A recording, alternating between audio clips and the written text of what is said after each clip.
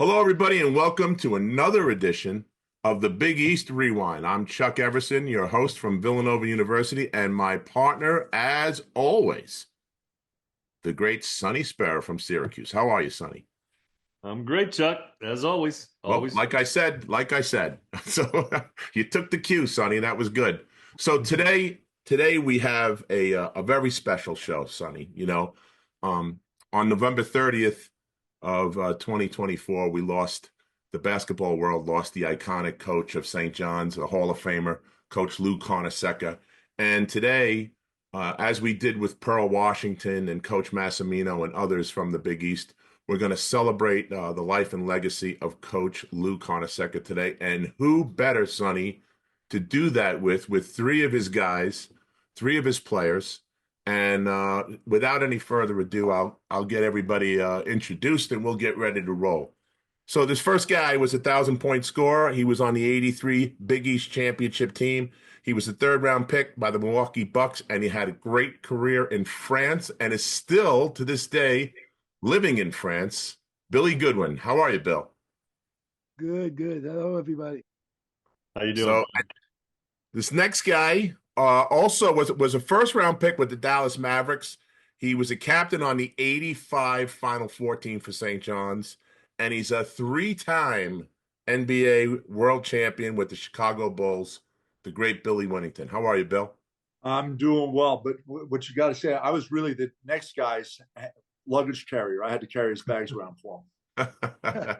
Yeah, well, listen, I you know what? He's my guy, Billy. You know that we're from the same hometown, so I got to give props to my buddy Ron. So also a co-captain on that 1985 St. John's team.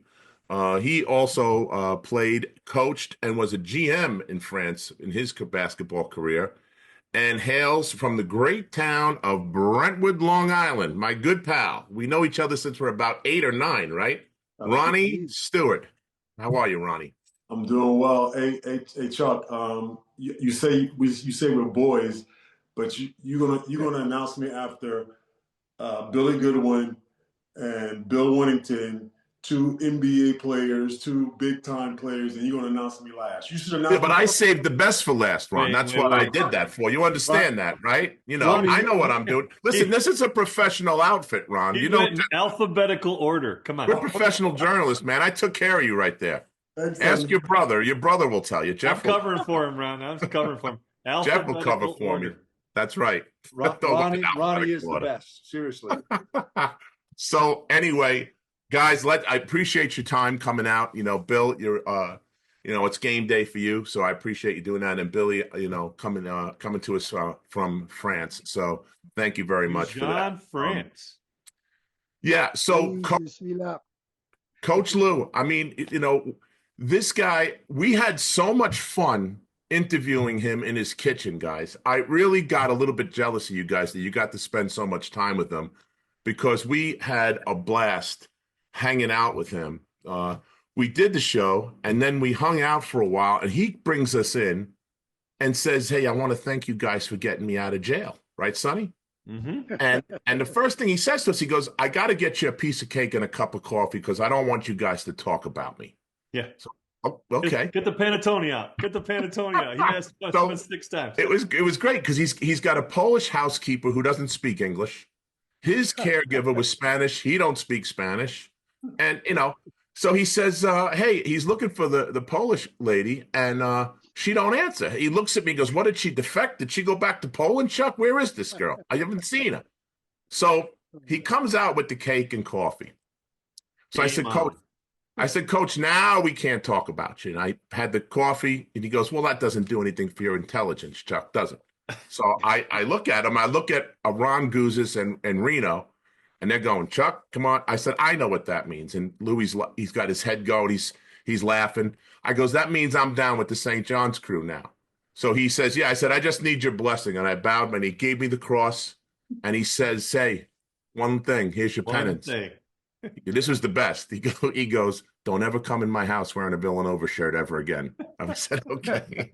We said, "Okay." So we met him for lunch, and we stopped at the bookstore and walked in with St. John's baseball hats and T-shirts and stuff, and he had a good laugh out of that. So was good that he had a great sense of humor for sure. So And you so know talk what was about incredible? At his age, he was so he had all his wits at his age, man. It was incredible. oh, sharp as a tack, Bill. I Yeah. mean, the guy was quoting, the starting five from the first game he ever coached at the Garden against Rocco Valvano, Jim's father. Who does that? That's Really? unbelievable.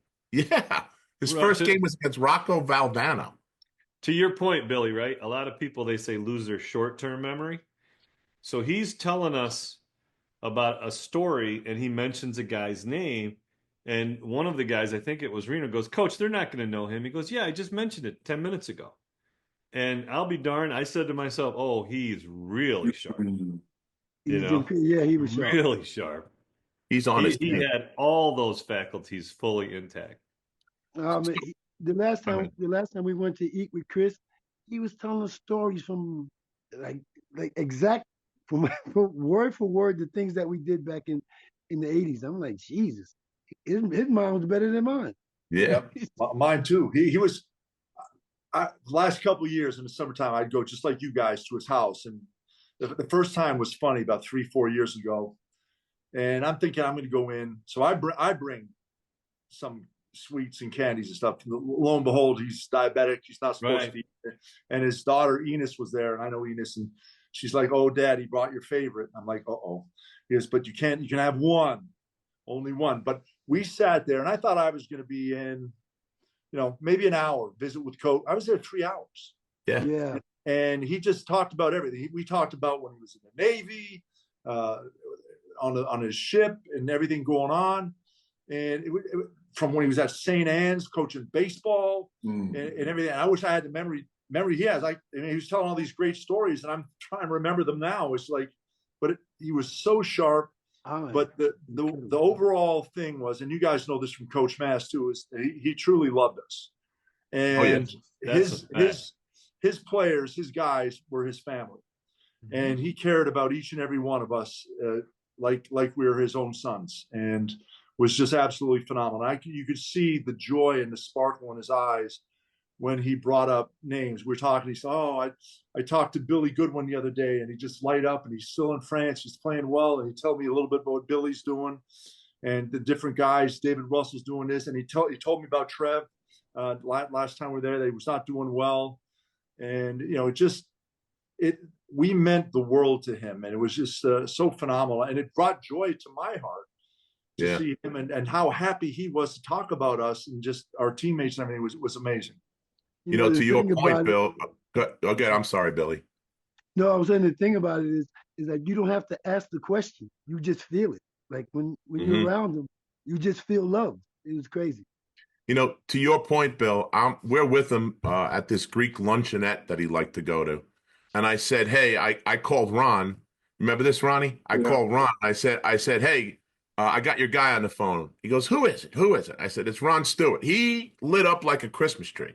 And they had a conversation with Ron. It was great. He got very excited anytime your guys' names came up, as happened with us with Mass, especially in later after he was done coaching. When he wasn't done, they were done yelling at you at that point, and then then the relationship changed, right, guys? I mean, you go from being a kind of an employee and he's the boss, and now it's totally different, right? And Chuck, you guys had this thing where you used to go to his house, right? You guys would all meet down at his house or something. Down in Florida. That. Yeah. Yeah. I'll follow it. Okay, that's nice. Yeah.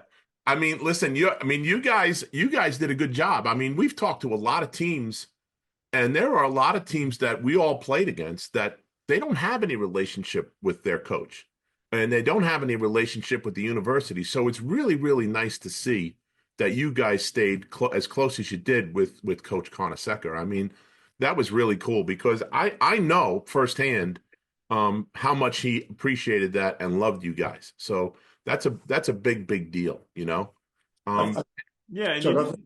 I think he was a big part of that, man. I mean, he was on my behalf. I think he was a big reason why, we stayed in touch, because I remember the first time I got a phone call from him, which was years back. I think it was Christmas or one of the holidays, and my phone rings, and at that time I didn't have his phone number locked in my phone, and I get this 718 number, and I pick up the phone. So when I get 718, I know it's like Queens. So I picked it up, and he goes, Ronnie, and I'm like, Coach? He goes, yeah, how you doing? I said, Coach, I'm doing good. And since that time, I mean, he's never failed to call on a birthday, to call on a holiday. And yeah, it was crazy because when I got the information that he had passed, of course, immediately it's sad, it's a shock. But I tell you, as I thought about it, man, as I thought about him, I thought about our relationship and everything. I couldn't help but laugh. I couldn't help but smile because I mean he was just such an endearing person, and he did care so much about us, and he poured so much into us. He had a great life, man, all the way to the end. Oh, no doubt. Hey, that said, Ron, tell us about the first experience. I like to go through all three of you guys. What was the first time you met Coach? What was your impressions, and what was that like when you first met him? I guess during recruitment, right, or maybe sooner. I'm not sure. Yeah, during recruitment, at that time when I was getting recruited, of course, it was his assistants at first. It was Ron Rullish and Coach Mahoney. I would come to see me, and then when I started narrowing down, I was getting serious. He came out to almost all my games, and I can remember the first time. I remember the first time I met him. We were playing wine dance in the finals of a Christmas tournament. They had Kim Rivers, I think, at the time. Yeah. And so, it was like 2 seconds left on the clock. My brother's taking the ball out of bounds. We're down 1. I get the ball. I hit the game-winning shot. We go into, we go into the locker room. I'm all happy. Everybody's happy. And except for myself, because, I mean, my thing is like, I was about winning. So I come to the locker room, and Coach comes to the locker room, like, I just couldn't believe he's in the locker room. He says, Ronnie, you're not happy? You're not happy? Come on, man. You just hit the game winning shot. You're not happy? I said, Coach, I said, actually, I'm more happy to see you than I did, winning the game. But yeah, that was the first time I met him. And, even then, he was just he was himself. He was somebody that you felt was there for you and would be there for you. And that's one of the reasons why I went to St. John's. How about you, Big Bill? Very similar. He came up, I remember it was after a practice, because I remember we were sitting outside at Lou High, and may have been in the summertime, because it was still relatively, it couldn't have been the summertime. Season had started, but it was warm outside. And we're just sitting there, and I remember, walking out and seeing him. He was, for all intents and purposes, he's a tiny man. He being a 7-footer and everything, he was small. But you could tell right away how warm he was and how you doing. And he said, hey, how you doing? And then it's like your family. How's your mom doing? How's your dad doing? And he goes, you still have family? And he starts talking about my family in Canada and he cared. Then he was talking about me and my game a little bit. And what do you think? And he goes, we really like you. And he starts talking about St. John's. But you could tell right away that, his love just enveloped you and made you feel so comfortable and at ease. And I think he really understood a little bit of my life, what was going on. Like, he obviously the background. I'd been in Canada and had some family issues and stuff, and moved down to Long Island and everything, and just made me feel so comfortable and wanted that. It really jumped St. John's up a lot on my list. Obviously, I went there, but at the time I was thinking, this is cool, and I was looking at Duke as well, and South Carolina and Virginia. But just meeting him the first time kind of sealed the deal, and that was early, because I still had to have a meeting with Coach K, and he wasn't happy when I told him I was going to St. John's. But Louis kind of just pulled me in right away, and it was, I think, the best decision I could have ever made. How about you, Billy? Well, I knew him since I was about 14 years old. I used to go to his camp, and I went to after I left high school, I had to go to junior college. So I went to junior college in Texas, and they were recruiting me to Texas A&M, Nevada, Las Vegas, Oklahoma, and I was just about ready to go to Texas A&M. And Ron Rutledge calls me, and he's like, "You got to come to New York. Louis wants to see you." come to New York. We're sitting You've in been one of his summoned. restaurants. Yeah, exactly. And I'm sitting in a restaurant with him, and he says to me, he says, "Come on, well, why would you even think about playing in Texas? You're going to play here. Yeah, there's no problem." I'm like, "No." He's like, "There's no problem. You're going to play here, and that's that." He said, "We shake hands, and that's it." We shook hands, and I went back to Texas and said, "Well, I'm going to St. John's." I could see him It was doing just that simple. I was could sitting hear his there. voice. Yeah, that He's is like, great. He's like, what are you, fucking bunch of cows down there? What are you gonna play on? Like, you're gonna play here. He said you were born to play here. I'm like, all right, I guess he's right. It was over for me. Oh, it's beautiful. Yeah, and you know what? It's like Bill was saying, he invested in all of us. He always knew what personally was going on in our lives. So he knew I was really close to my family. So for me, playing in front of my family was more important than anything else. And he just said it. He's like, why would you do that? You want to come here, play in front of your family and your friends. And it was just the way he said it. It was like it wasn't even a question. It was like, this is what you get ready to do. So I got to ask you guys, did any of you follow or know about him when he was coaching with the Nets? Did any of you guys have any tabs on him as a Me. coach? Yeah, well, I followed the Nets. I watched him. And then I should go to his camp, to his basketball camp, and I followed him from since I was little when he was coaching Okay. Rick Barry, because his favorite play was Rick Barry. Right? You want to know anything? It's Rick. And so I followed him when he coached the Nets, and then I followed St. John's when he got to St. John's. So it was kind of like a dream too at the same time to go play for him. Mm-hmm. We Let me ask you, the question I want to ask each of you guys then is this. In terms of basketball, what were some of the interactions that you remember the most on the court with coach? Maybe it's personal, maybe it was some tip he wants you, Bill, dropping the foot this way. What were some of the things that you remember? Start with you, Ronnie. I don't want you to feel bad. I know Chuck introduced you last. Let's start with you first. The first one that comes to mind, I promise you, and is not because BG is here, but it was involving Billy Goodwin, and to be quite honest with you, I'm not sure if it was my freshman year or the year I was getting recruited, and I was at a St. John's game. And I remember watching, because he was so animated on the sideline, I would find myself watching him as much as I was watching the game. And so I want to say, I'm pretty sure he was playing Connecticut. And it was a tight game, and St. John's is bringing the ball up. Billy gets the ball on the right wing, and he's going, Billy! Billy! He drives it, Billy. Billy is my guy, man. Billy drives to the baseline, 0 degrees. He pulls up. He goes, Billy! And Billy hits the shot. And coach turns back to the bench and cocks his head to the bench and puts his 2 hands up like this, like he's got big ball. He said, like big ball. Oh my God! That's the first thing that when you asked that question, Sonny, that I thought about was that instant right there. When I saw it, I was like, wow. I was like, okay, he was trying to get his attention, but Billy made the play. He was like, he's got big ball. that was him. Yeah, absolutely. All right, it's one of those don't shoot it. Great shot, right? So, Big That's Bill, great. how about yourself? What were some of the on-court things that you remember most?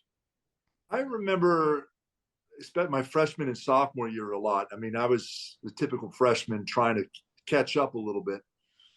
And him coming up and grabbing me, by the jersey, and literally walking me through. You're here, you take 2 steps, left foot first, and you come here, you schlunk. And just pulling me where I had to go, you come here, and here. Do you get it? Yeah. Because apparently I had trouble remembering plays or whatever it was. And he just grabbed it and pulling me around. This little guy, and I'm sitting here like, oh, okay, coach, where am I supposed to go? All right, we'll get it. But just grabbing you and see, I remember saying that another one was, I could see the gears in your brain turning, you slump. What's going on? Remember the plays. Remember where you're supposed to go. You got to set the screen here. So, but it was, I mean, it was always, it was never demeaning. It was never you fucking ass. Can I say it? I'm sorry. Yeah, say whatever you like, Bill. It was never you bleeping a-hole. It was always a slunk or something that you really didn't understand. The big slunk. You big slunk. And you know, it's funny. Hey, Bill, it's funny you mentioned that because when he asked the story, I was thinking about Coach used to tell me, he's like, you got to get the big slunk the ball. He said, you know, Chris is going to shoot it. David's going to shoot it, but you got to get the big slunks the ball. That's hilarious. That sounds hauntingly familiar about a little Italian guy grabbing you by the shirt, Billy. I have to say, you know, I've had that more than once myself. I know what that feels like, buddy. Yeah, you know what though? It's one of those times. You know, I'm always happy I'm 7 feet tall, but it's one of those times because I've wondered a few times in my life while I was there if he was bigger than me. Like, right? Would that grabbing be? It would be a little different. Yeah. That's true. That is true. How about you know, as far as his Italian culture, did Coach Massimino? That was the whole thing was engulfed in his Italian culture, from eating together, from all the different things that they do. Did that come into play at all with you guys? I mean, I imagine it would, because you guys always went to, what was the place that you guys would always go for pregame? Dante's, right? I mean, tell some stories about that stuff when you guys were all together having meals and stuff like that. That was absolutely the first time that I even drank wine, and the first time I had my first taste of being woozy. I remember I used to always eat chicken marsala's, right? Yeah. And if it was when we were leaving out of town, we would go there too before we left. And so we were sitting there eating, and Coach let us have some white wine. I'm thinking, okay. So we're just sitting, drinking, and eating, laughing together, and everything. And it's time to go. And I stood up. And I said, "Oh, what are you?" But that was my first time, you know, and that's, you know, that's Italian wine. You know, wine with dinner. That's part of what they do. There's a 3-year-old up in Rome going, I had this for breakfast when I was 3. That's right. That's funny. How about you guys? The Dante's was great. And I remember the first time, you know, as a freshman going there, and he took it. It was a learning experience, and the table was set. And he's explaining what all the silverware is for, what you're supposed to use. And it was like a real learning experience. And he was doing it to everyone, like this is what we do. So it wasn't like he was trying to tell just me how to eat in a restaurant. He was just saying, hey, when you go out, this is what you do. And how the forks and the knives are set up and the plates. And he really cared about us, and he wanted us to be able to, you know, live life and fit in society. When we got, because there was, I mean, again, there was guys from all over, and I think it was to his credit that he was, you know, he had guys from the city, from Harlem, he had me from Canada, and guys from the island. The island guys were troublemakers, I tell you. Brentwood was really a bad. But he really cared about us all and wanted us all to be a family, and it started all the time. And as you say, especially for Italians, the meal is the place the family gathers and shares and talks. And we talked. He wanted us talking with each other and telling stories and talking about the game and just life and what was going on. So it wasn't one of those things. And I feel bad for kids today because the cell phones, you know, I talk to some guys, they go to a team meeting and they don't talk to anyone because they're on their cell phone the whole time. It's amazing. I know. Yeah. I hear you. At no point, Bill, did he call you a big schlunk then about how to handle the forks or anything? Not at Dante. Bill knew how to handle a fork, Sonny. Come on. You don't get to be that big without eating, honey. I believe me. I got big hands for a reason. See, there you go. There you go. I'm not sitting next to you. No, count your fingers, Sonny, if you sit next to Bill, you know? So that's the place, as you mentioned, Bill, that's the place where everybody can cut up a little bit. With pregame meal, you know, we had mass at our place, and then he would come around and he would just break everybody's balls. It's, you know, are you going to do this today? Are you going to do that? Did Louis do any of that kind of stuff? Did he have fun with you guys as far as, like, you know, breaking chops with you guys at pregame and things like that? Mm, Or was it all business? no. Business. It was. Hey, Right. you know, Yeah. I remember we played Columbia, right? And I had my high school point guard. He went to Columbia, so we coming into we leaving Dante's and I'm walking back, and he says, "Hey, come here." I'm like, "What?" He said, "You know, he already thinks he's smarter than you." That's great. He said, That's great. You do realize he already thinks he's smart." That's Yep. great. That's funny. That's funny. Yeah, I was just curious because we went through that with Mass, similar stuff, and it's funny. There's a lot of parallels there. What about? I want to hold on. I want to ask Go one ahead, question. son. Kind of, I think it'll tie into this. Did it ever any conversations about what it was like to be a man and be a father? Like, you know, way outside the basketball court. Yep. You know, I can remember my first one, man. My freshman year. It was the second semester, I think it was. And, you know, I mean, I was good academically in high school, really strong academically, SAT, the whole thing. And so, you know, I learned on this day that coach was not only counting on me basketball wise, but he's counting on me academically wise. Because I'm gonna tell you the truth, my first semester, man, I was like, whoo, I'm away from home. I'm just, just free flowing and I hardly was studying, I wasn't doing anything. And my grades. See, I don't remember that, Ronnie, because we stayed together the first year. Yeah. Yeah. Bill, I remember, believe me. hey, Bill, like coaches do. No, we're not gonna go there. We're not gonna go there. But so I get called into his office. I don't think, no big deal. I get called into his office, and I walk into his office, and like I told you guys in the previous podcast, when coach gets excited, his eyes start going in every which direction, like 100 miles an hour. Yeah. So I walk into the office, and his eyes start going. I was like, "Oh shit, what's going on?" So he says, "Ronnie, sit down. How's everything going, Ronnie?" I said, "Coach, everything is going good, man. Everything's good. He said, "Really?" And he picks up my report sheet. He goes, "What the fuck is this? What the fuck is this?" And I was like, I just froze. And first he hit me with the, "Ronnie, we need you to keep your grades up. If you don't keep your grades up, you're not going to be able to play. I can't play you and you're not doing things in class. I need you." And then he went beyond that, as far as being productive, not only in the court, being productive in the classroom. He said, one day you're going to be a father.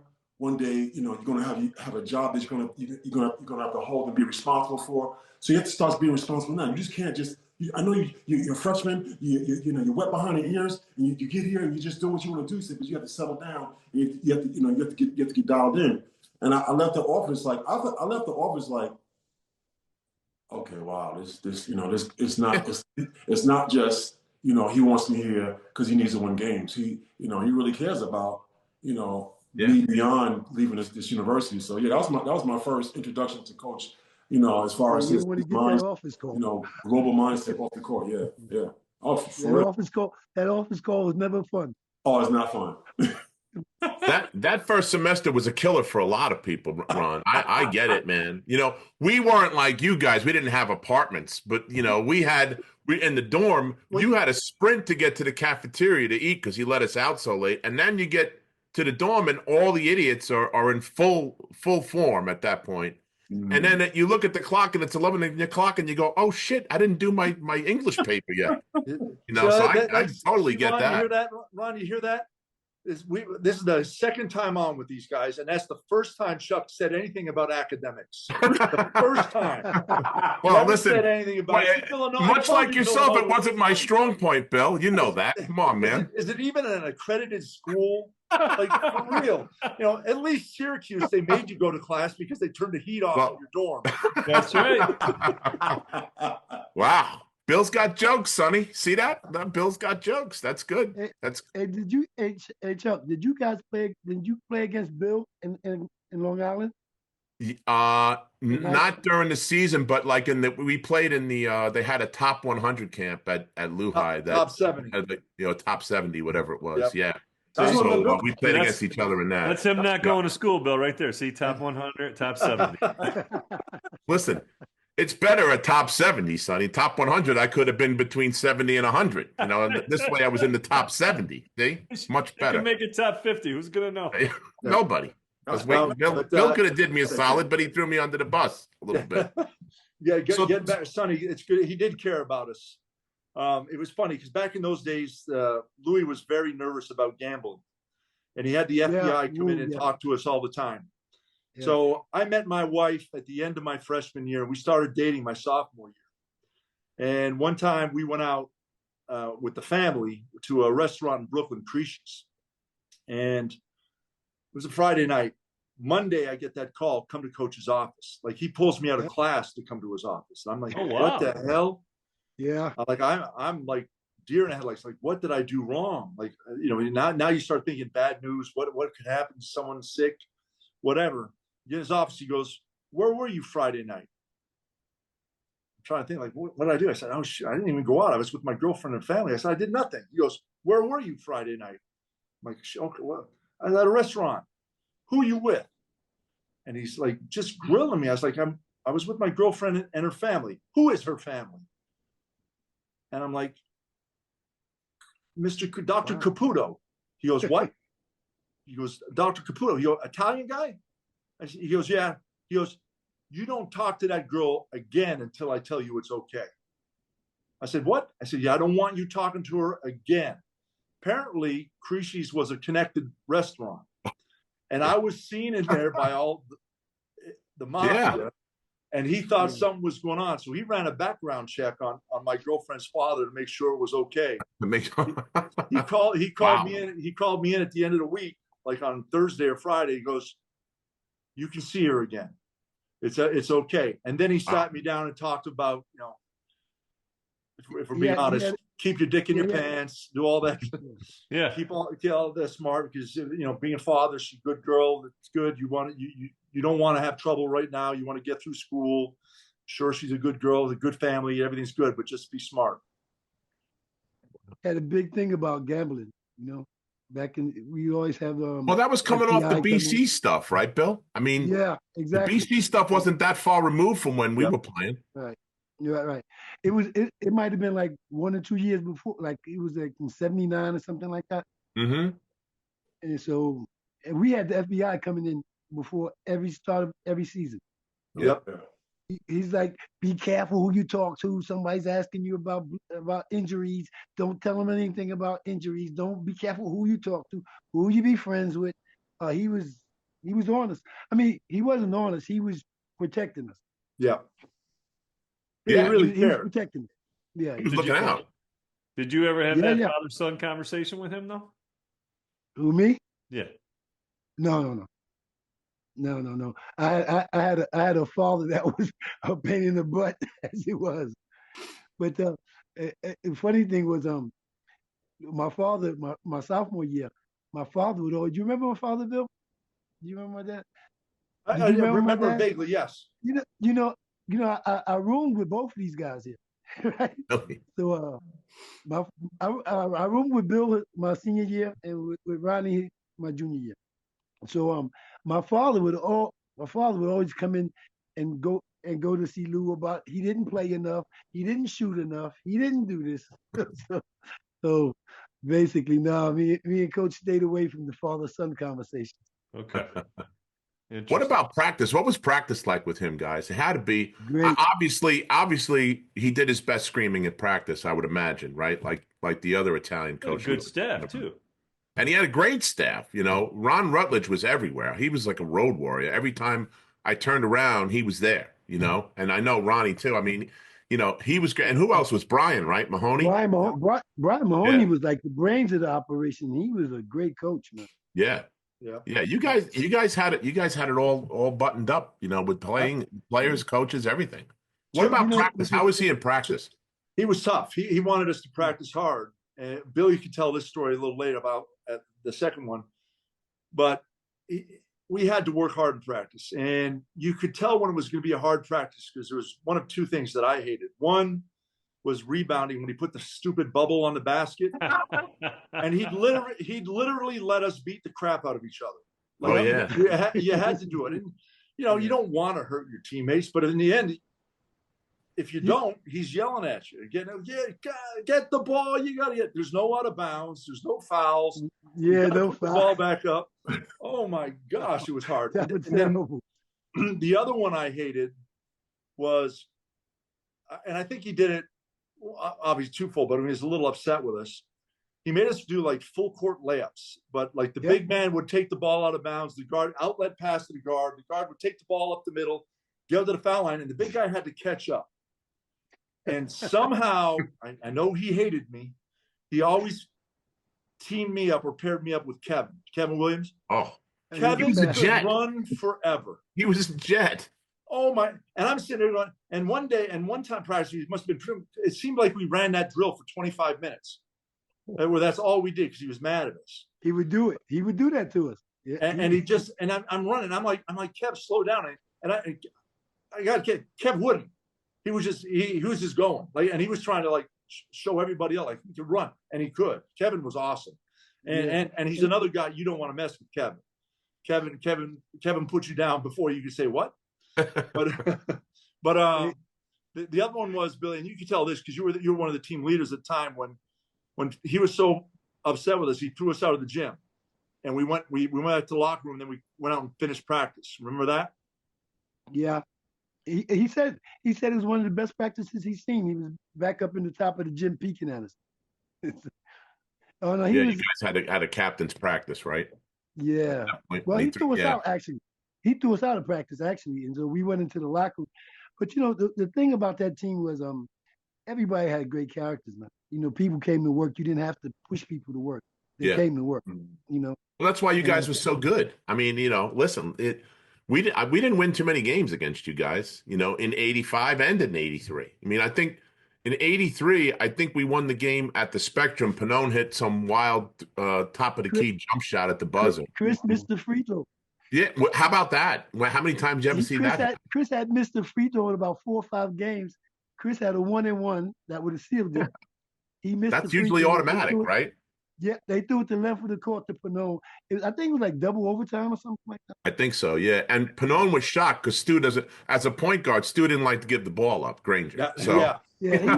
Stu liked to keep the ball. So John thought for sure, I got to go get the rebound. But Stu gave him the ball. I remember seeing that clip. He was trailing. So let's talk a little bit about that 83 season, guys. I mean, Coach got Coach of the Year both in 83 and 85. So talk about that season because you guys went right through and did a great job and won the whole thing. And there's that famous picture of you, BG, on top of the backboard, with the Biggie after the Biggie's on the cover of Sports Illustrated. It kind of made you famous at that point, right? Well, actually, it's Big Bill that made me famous. Well, he does that to people. That's what Billy does. Hey, Bill, do you remember that? I lifted you up, put you up there. Yeah. I was going to ask you, that's how you got up there? Bill picked you up? He pushed me up so high, I'm like, well, let me sit down before I fall down. Seriously, true story. He came behind me, I went to cut the net down, and Bill's so strong, he's just pushing me up. So I'm up so high, I just let me turn around and sit down on the rim before I fall backwards. And then everybody started passing me the playing card, the cards, We Are St. John's. The pictures started flowing, and before I knew it, I got to school. The following week, we got to school, And Carnesecca's like, come here. I'm like, what's going on now? What did I do now? You know, and he's like, you was on the cover of Sports Illustrated. Crazy, crazy story.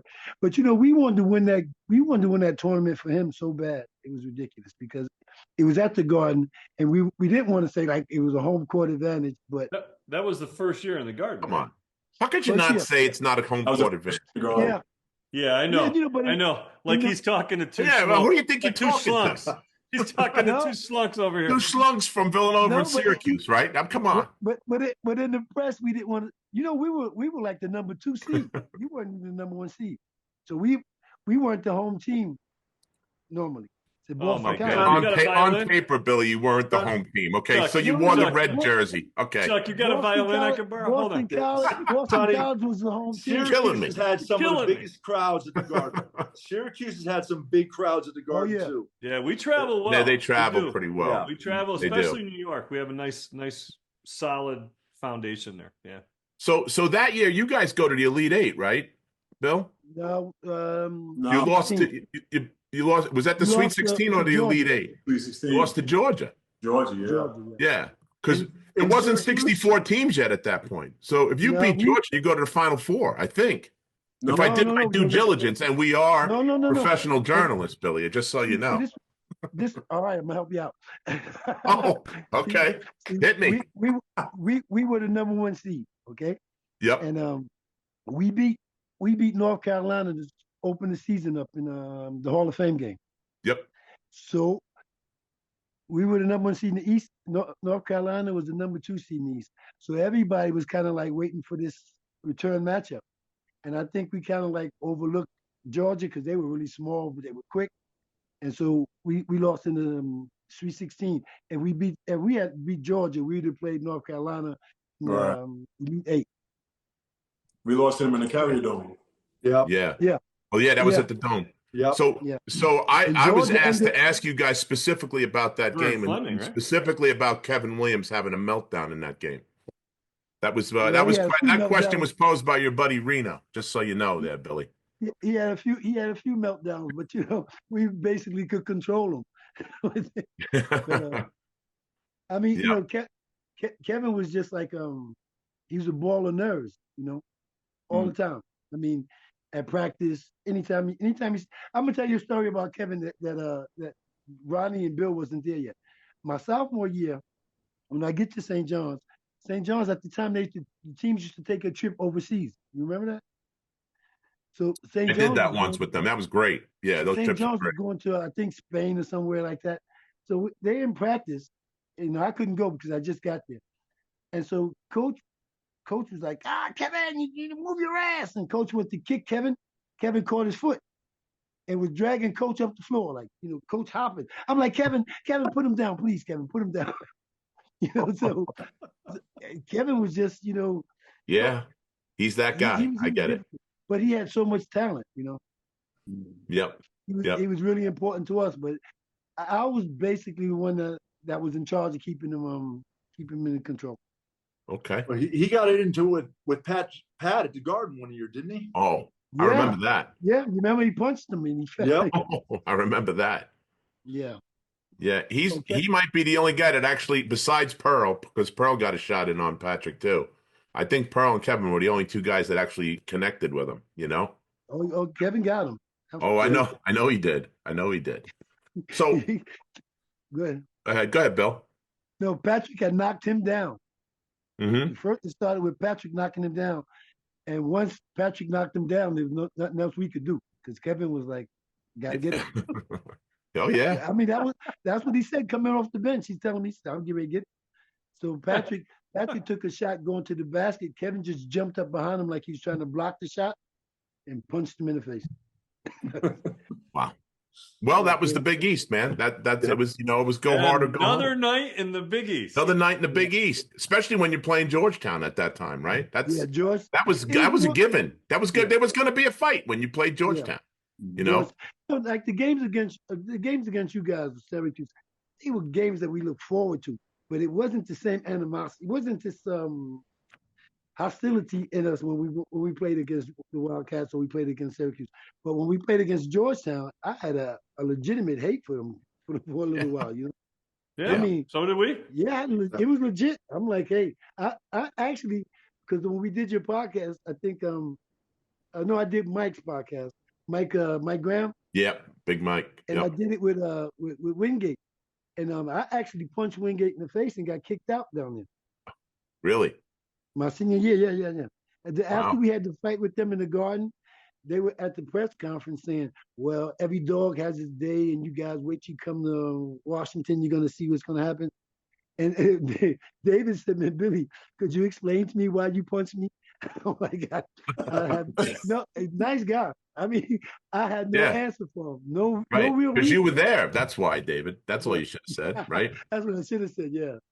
Well, listen, all this talk about Georgetown and St. John's is a perfect lead into 85, where you guys were ranked 1 and 2 all year long. All with year. Georgetown. Great game. So, Sweater game. obviously we gotta ask you guys your version of the sweater game and what happened there, and talk about the how Coach handled the Georgetown thing with you guys. I mean, because it was must see TV. I mean, you guys lost 4 games that year. 2 of them you only lost to 2 teams, and one, let's call it the way it is. I could break your chops, but I won't. It's one was a Niagara. fluke game against Niagara. I mean, that was what happened there. Yeah, everybody has a blip, but Ronnie you really Stewart- just Ronnie lost Stewart to had a bad Georgetown. game. Was the only team.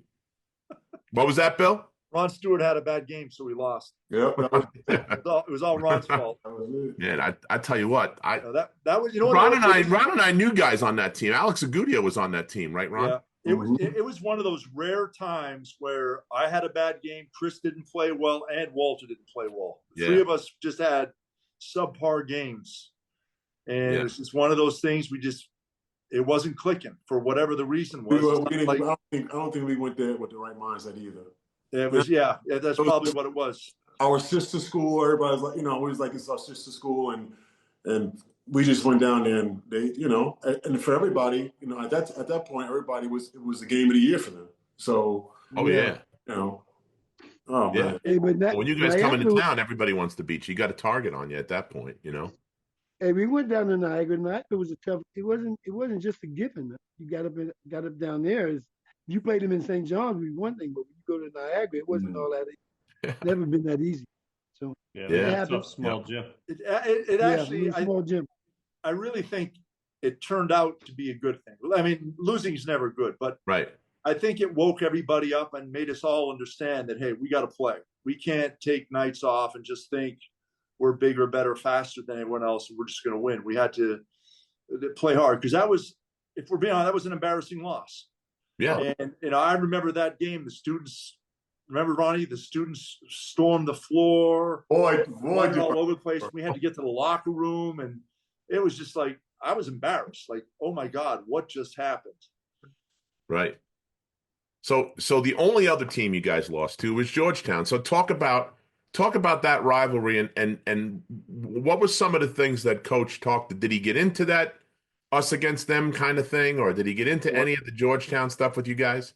What I vividly remember, Coach, whenever we faced Georgetown, he would always, whether it be video before the game, the last thing he would say is, "Don't take no shit.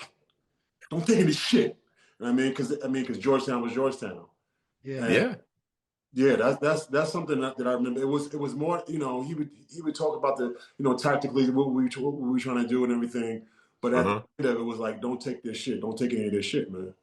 Yeah. So yeah. Well, they would do just about anything to get an advantage, and they try to play up that Hoya paranoia stuff. So that's what I was getting at. Did he address that? And obviously he did. Yeah, he knew it would be a physical game, and Pat was Pat, but they tried to protect Pat as much as he could. Then when you knew it was going to get real rough when Ralph came in the game, because Ralph was just going to go there and beat on everyone. Pat was, obviously Pat's talented, and Ralph was a good player too. Right. But they were going to do everything and anything they could to get under your skin. They played hard, and I commend John Thompson. He got everything out of all those guys. Yeah. And they bought into it, and his system worked. But it was going to be a physical game.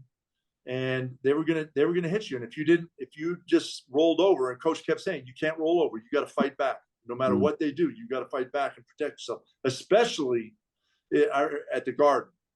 He said, this, he'd always say, this is our home, and we can't let anything bad happen here. We got to win. When John Thompson comes out with the sweater, right? What was Coach's reaction? And you want to share any of that? He laughed, but I don't think he took it very well. He wasn't. I remember he wasn't happy. No, he wasn't happy. And he's talked about it since then. He goes, oh, I laughed, and he even talks about, I laughed. It was funny. He got me, blah blah blah. But I remember hearing a few words that weren't slung. That he was not happy. And then I don't remember when it was. He came out another game with the towel on. Was that the next time we played him? Yeah, next time we played him with towel. He had like like a beach towel. Yeah. He had all these towels, right? Right. Well, but he was not happy. Yeah, I didn't think so. I mean, he again, he was politically correct. He said the right things, but behind the scenes, that's kind of what we were getting at. So and it was great. But that was the neat thing about the Big East, though, because the coaches they're all great coaches. I mean, you guys had Raleigh, Boeheim up in Syracuse. PJ was in Seton Hall for a bit. I mean, Thompson, St. John. They had great coaches, and they had their own little rivalry, and they were doing stuff to poke the bears, so to speak, to get under everybody's skin, because that's how competitive it was. Oh yeah, 100%. So you guys get to the Elite Eight, and you play against North Carolina State, right?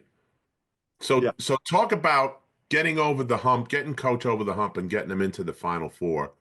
Talk about what that was like for him.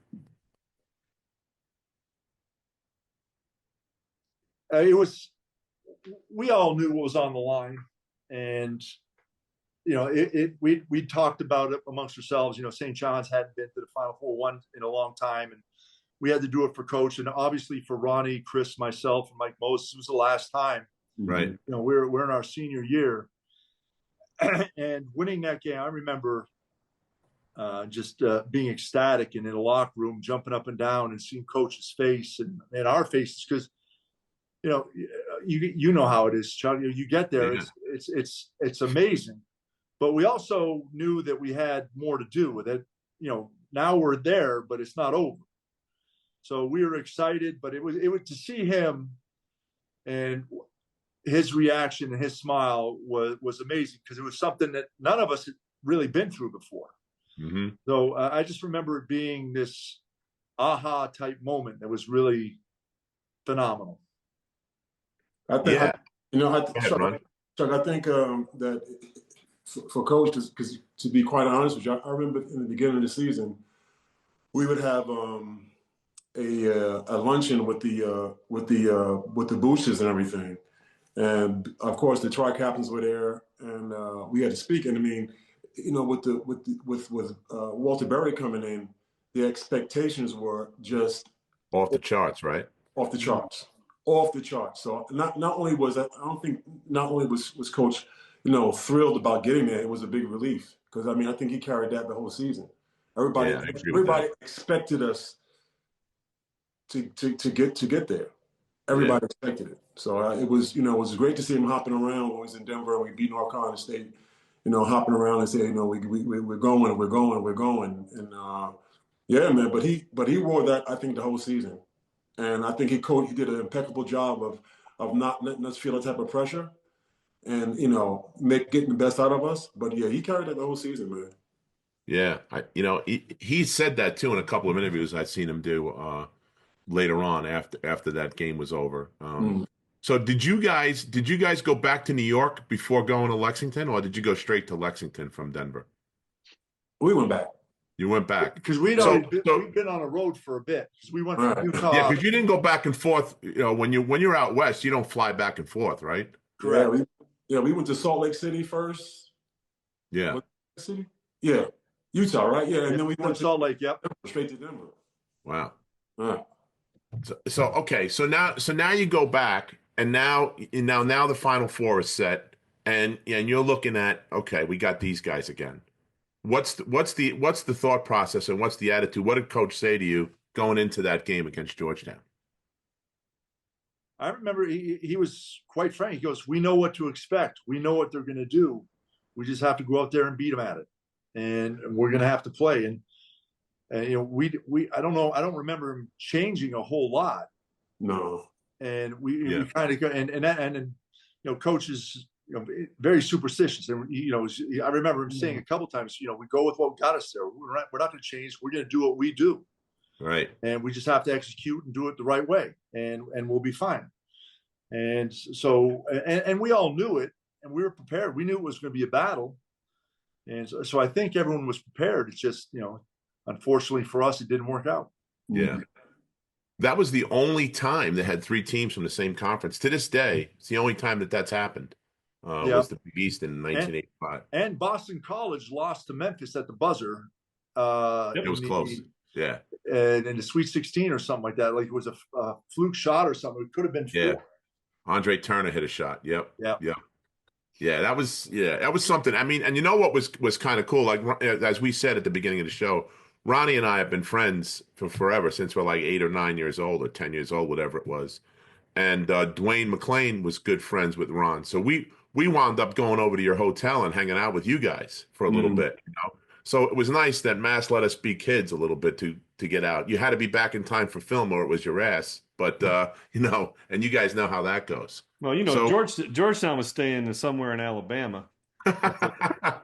Couldn't be within a shooting range of the Lexington. Yeah, right. So give us, Ron, you talked about this when you were on the show once, but it was so good. I have to ask you to tell the story again. Tell the story about coaches, some of the expressions that Coach Carnesecca had.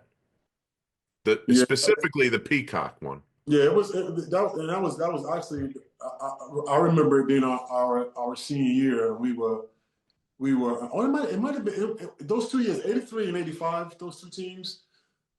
I'm not sure if the 83 team might have been even better than our 85 team, but I can remember one of those 2 years, we were kind of feeling ourselves and, kind of just going, I wouldn't say go through the motions, but no real type of intentionality to what we were doing in practice and stuff like that.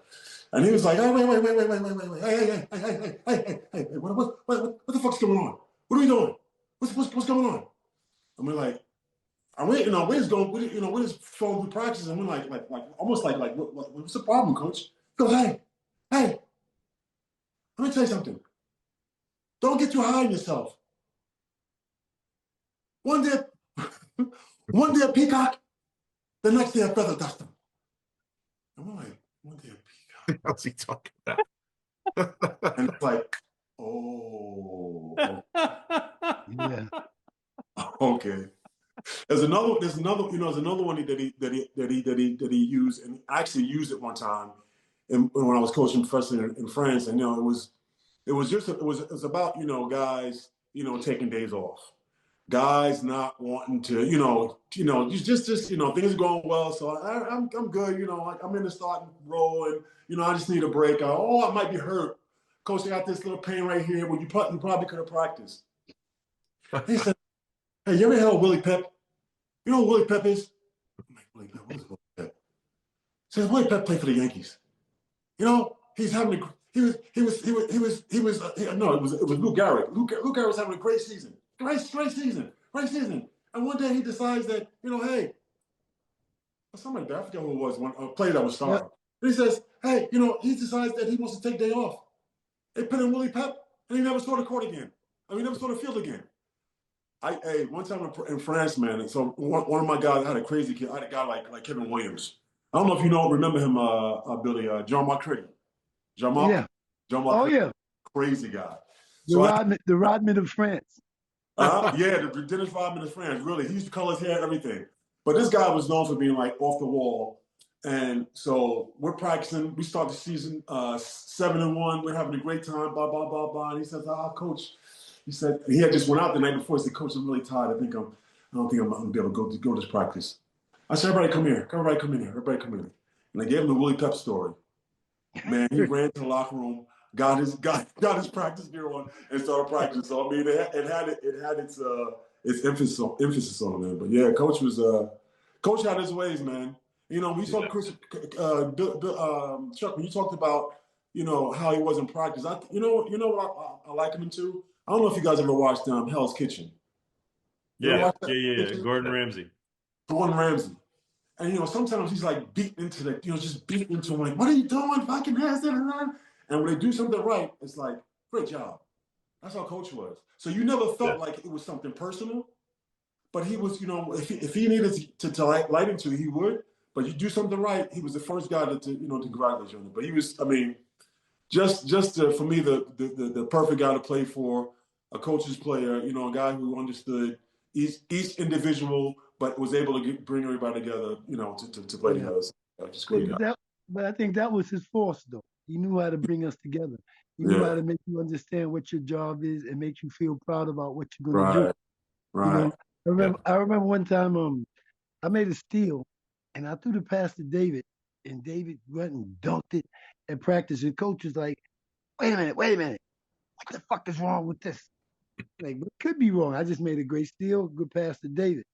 He said, David, all you did was dunk. He said, you know, did you point at him? Did you tell him thank you? He said, there's some fuck up in the stands that don't know what basketball is. Make him understand that Billy made the play.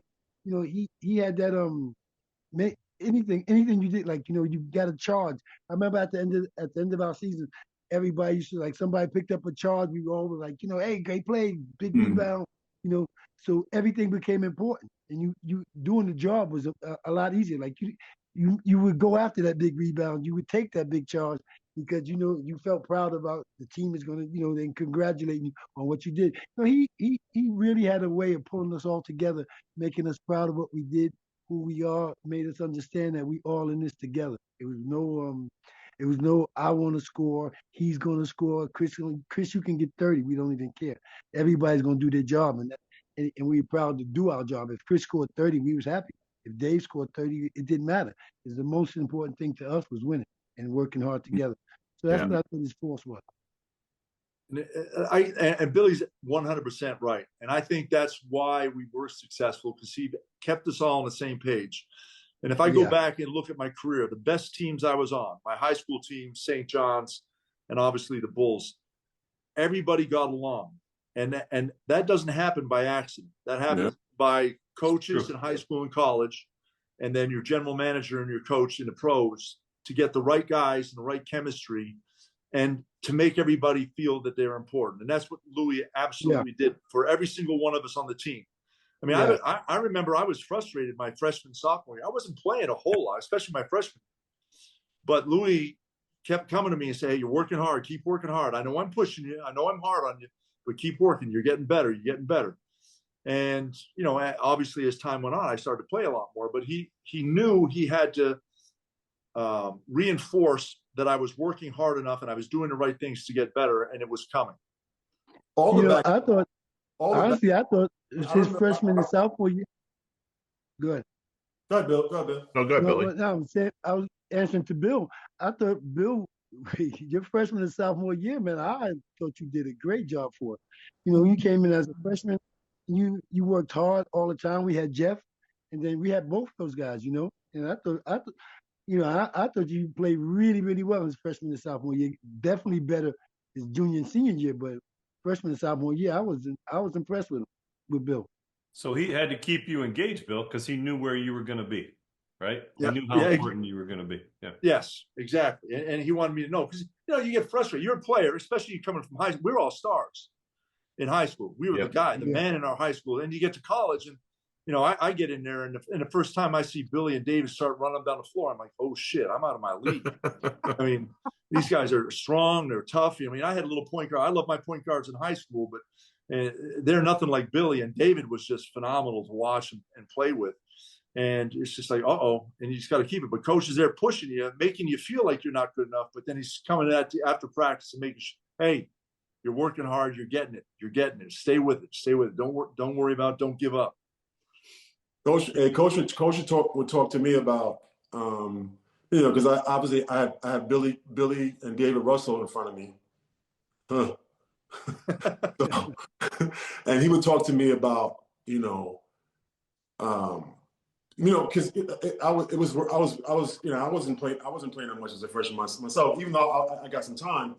But what kept me engaged was, him telling me the importance of me pushing Billy and pushing David.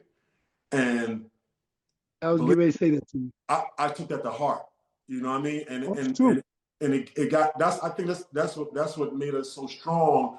That 83 year and 85 year was, we did push them so hard that got them ready and also kept us prepared also.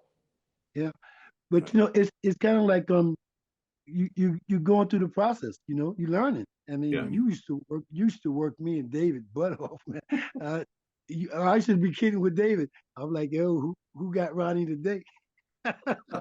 Hey, I gotta ask you guys while we're all here, and we're before we finish up about Coach, what do you think of the current team? Have you guys been following the current state of affairs at St. John's? I can't call them the RS word; it's not in my vernacular, so we have to say the Johnnies. That's the closest I'll get. But they haven't had an undefeated January since '85. I don't know if you guys know that, but they went undefeated in January. They look real good. I mean, they're at 18-3 right now.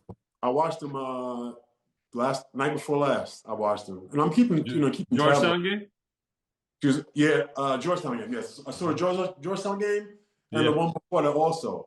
But I was, what this team is in the midst of this craziness that's going on in college basketball. I had the feeling when I was up in New York for Coach's wake and funeral. I had a chance to meet some of the guys. I was there for the practice, which was the day before the game, and I was just sitting on the court with this guy named Sterling. I was just sitting there, and they didn't know me from a hole in the wall. Yeah. And there was like 3 or 4 of them that came up to me and shook my hand and introduced themselves to me. I was like, okay, this is that's not what I expected in this era of college basketball, in this era of everybody on their cell phones and me. Yeah, the me generation. Yeah, right, exactly. But it's I think I really believe what's making them good is that they're buying into, not only buying to Rick Pitino on his own, but they're starting to buy into and believe in each other. Yeah, and you can kind of see that when they play, especially defensively. How they're sticking together and defending for one another and backing each other's back. So I don't know how far they'll go, but it's looking good, and I think Pitino's doing a great job. Yeah. What do you think, Bill? I think for them to go a little further though, like once they get into the second half of the season, into the tournament, if they get there or not, they have to learn to play 40 minutes. They're getting behind a lot early, and they're making the comebacks. That's for sure. But like, you don't really want to be playing from behind when you start getting into March. You know what I mean? So they have to learn to really come out the blocks and get out the blocks quick. Because if too many times you come in playing from behind in March, it's never a good thing. No, they jumped on Georgetown's neck the other night, man. They didn't play from behind against Georgetown. And then they come out in the second half and shoot 29%. That's you got to keep the pedal to the metal at that point. You got your foot on their throat. That's it. You got to end it. Yeah. I think the only real Achilles heel that they have is 3-point shooting right now. If they can find somebody to knock a few threes down, it will open up the middle to all those great guards that you guys have driving in. I went and we saw them. I went with Brian Harrington, one of our players. We went to go see them. I think they played Quinnipiac at Carnesecca Arena. And I was really impressed with the young kids because it was early in the season, and for that point in the season, you expect, and you don't really know anybody. You have like 10 or 12 new guys on the team, right?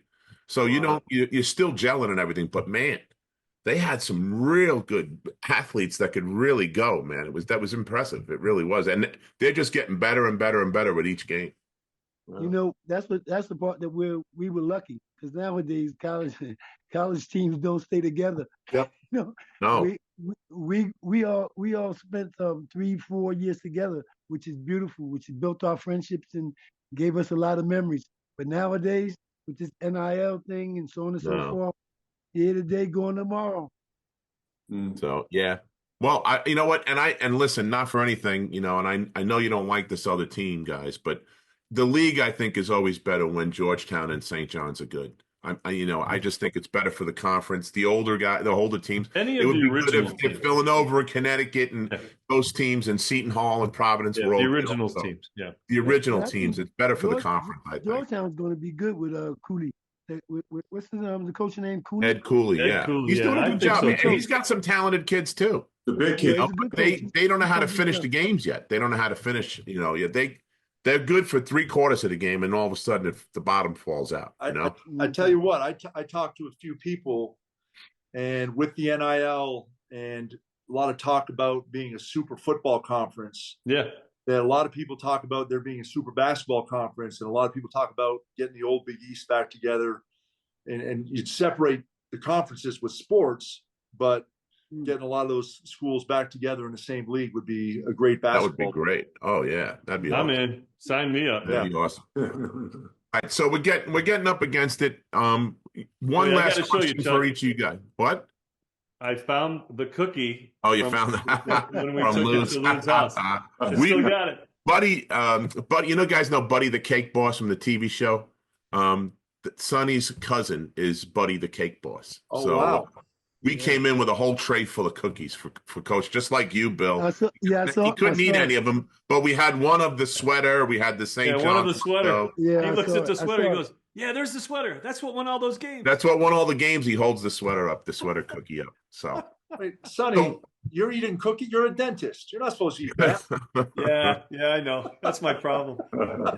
he doesn't set a good example. I'll say that, Bill. You're right about that. Do as I say. Not as I right, exactly.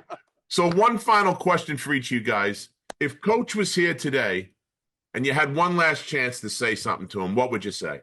Ooh, Chuck. Let's be quiet. That's going to be a good one. Yeah, step back now. Go ahead. No, you can go last, Ron. You can go last, Ron, because we saved the best for last, like earlier, right? Mine's is easy. I still love you, Coach. That's all I got. That's all I have for him. Every time I see him, I always just tell him how much I love him. So yep. I wouldn't change anything. We don't say it enough. Yep. Yeah. I would say admit it, I didn't get a chance to do it. Go ahead. I would say thank you for helping to make me who I am. And I did say this to him because I got to see him last summer. And just I love you.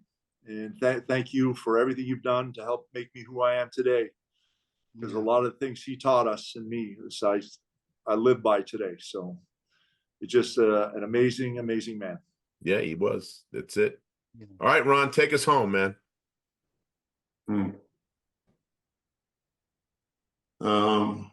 I would say to Coach,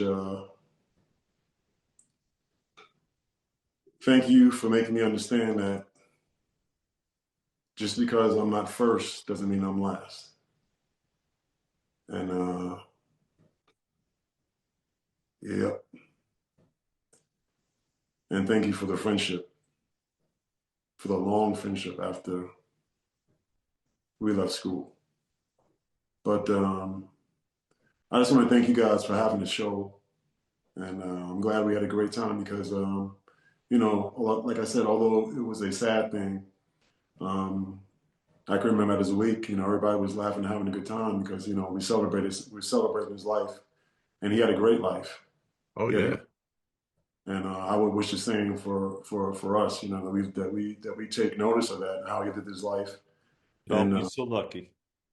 And yeah, be so lucky. But yeah, he was when you step back from it, you look at it objectively. I look at my life after I left there, and just so much like my father left me so many things, and then some of the things that I incorporate into my life. It's definitely in a basketball sense. A lot of things I do, a lot of things I say, a lot of things I believe in is from Coach. So yeah, man, he has a legacy that lives through us and will continue to live on. So thank you, Coach.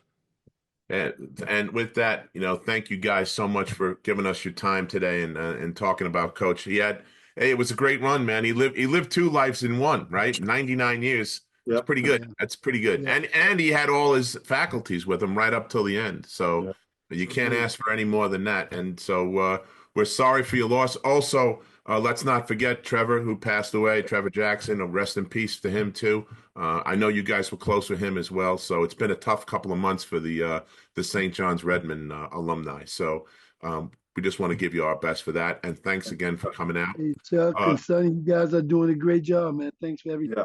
Thanks, Thank man. you. We appreciate Guys, that. seriously, best podcast. Best. I enjoy what you guys are the only one that I watch now. Thanks. Thank I like that, It's so Bill. good. Appreciate it. So you've been. Moments like these, though, that really hit you. That's it. Yeah, these are the good ones that we like to do.